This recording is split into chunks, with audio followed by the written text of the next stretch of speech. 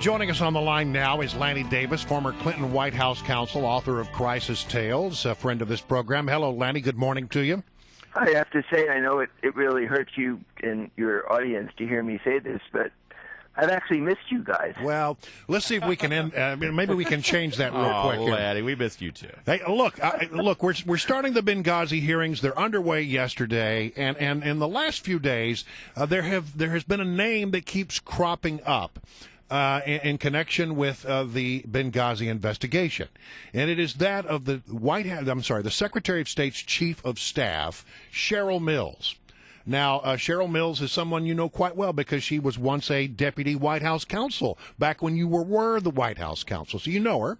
And here are the things that are being said, Lanny. Number one, they're saying that there was a basement document scrubbing operation. This comes from a pretty credible source, a Deputy Assistant Secretary of State by the name of Raymond Maxwell. He was there. He saw it.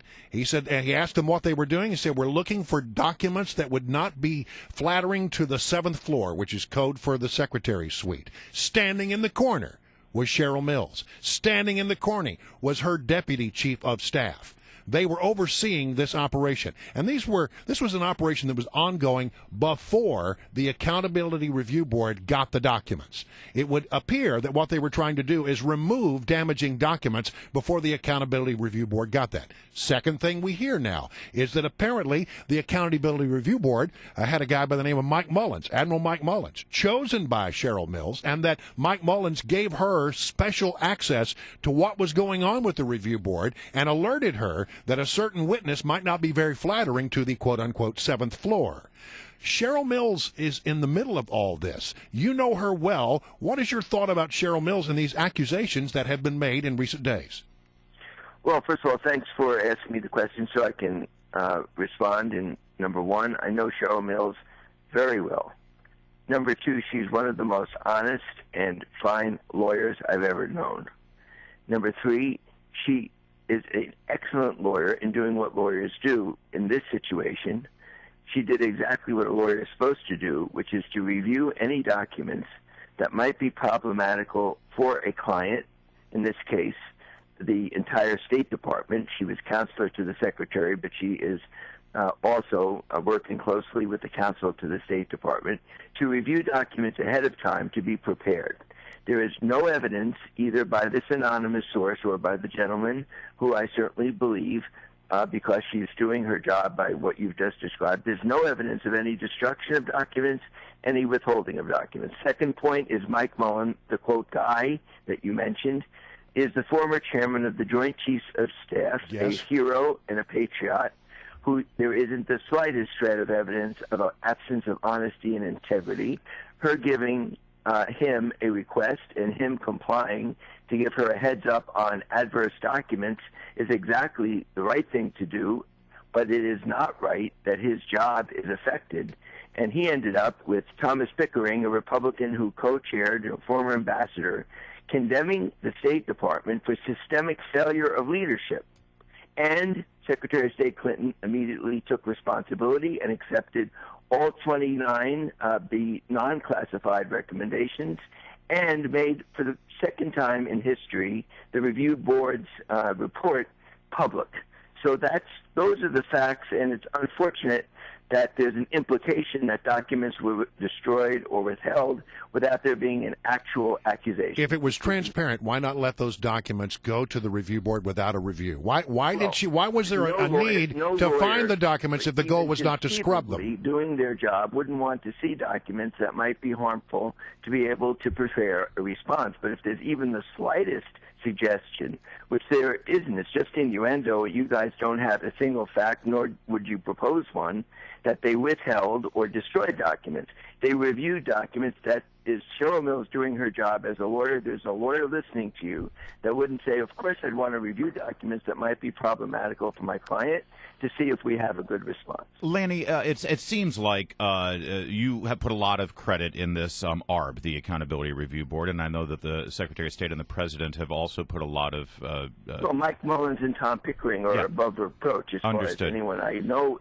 is concerned. So, maybe you have other opinions about the two of them, but their career is I'm I'm actually not making it personal. I'm talking about the report itself and how it was conducted and the board itself. Yeah, you're right. So Todd Keel, he is. You mentioned anonymous sources. I don't know about any. We haven't mentioned anonymous sources. We actually. Well, you said somebody in the room said, so I didn't know. Oh no, it was actually the Mr. Maxwell, who I believe was the Undersecretary for Near Eastern Affairs. He said that somebody told him that. I see. That was what I was see. referring to. Todd Keel, he testified yesterday under oath before the Benghazi Select Committee, specifically, and by the way, he is an impeccable public servant as well. I think you would agree he has an unblemished record as Assistant Secretary for Infrastructure Protection with the Department of Homeland Security. He was asked point blank by Representative Jim Jordan about the ARB. Listen to this audio and then respond. Would you have been lobbying for more help to come to Benghazi? I'd probably be doing more than lobbying. What's your overall impression of the ARB report? Ambassador Pickering referred to the ARB as being fiercely independent. In that same hearing, Admiral Mullen admitted to Oversight and Government Reform that he was reporting on ARB proceedings to the senior staff of the State Department. I don't think that fits anyone's definition of being fiercely independent. It was anything but independent. What's it going to take? They didn't follow their own standards that were developed in 1983 after the Beirut embassy bombing. They didn't follow the waiver process to deviate from those standards, and now they're not following the best practices panel's #1 recommendation. Talk about the arrogance of the State Department. So Mr. Keel says it wasn't independent. Is he wrong? Well, he has a right to his opinion, but let me cite two Republican chairmen that Mr. Dowdy and Mr. Jordan forget to criticize. Bud McEwen, the chairman of the House Armed Services Committee, and Mr. Rogers, Mike Rogers, the head of the House Intelligence Committee. They don't mention that both of those gentlemen have supported the findings of the ARB, and in every respect have said, A, contradicting the Republican argument, not fact, A, there was no order to stand down, which has been a lot of publicity from the Dowdy Committee, and B, that there was no cover-up either on the talking points or by anyone in the administration. That's Mike Rogers, and that is Congressman Buck. That's fine, but the question here was about the question was not about that. Inflammatory testimony with that headline. So let's depend on their fellow Republicans to respond. As to the ARB, folks, if you say those words, you are attacking the integrity of Admiral Mullen and Thomas Pickering. I'm raising questions directly and defend yourself. Don't do it by implication. Well, no, I'm playing the testimony. I'm playing the testimony sworn under oath yesterday at the hearing. Opinion, but it's not based on fact, and it's contradicted by two Republican chairmen, much less the Senate Intelligence Committee, where Saxby Chambliss, a Republican from Georgia, joined with Dianne Feinstein in disagreeing with the gentleman's opinion. All right, Lanny, we're going to enjoy touching base with you about this Benghazi Select Committee. Love being back, and I do miss you guys. I'm sure your audience will now absolutely pile on to saying, how can we give Lanny wet kisses every time he's on? Well, we're used to that. All right, Lanny, thanks a lot.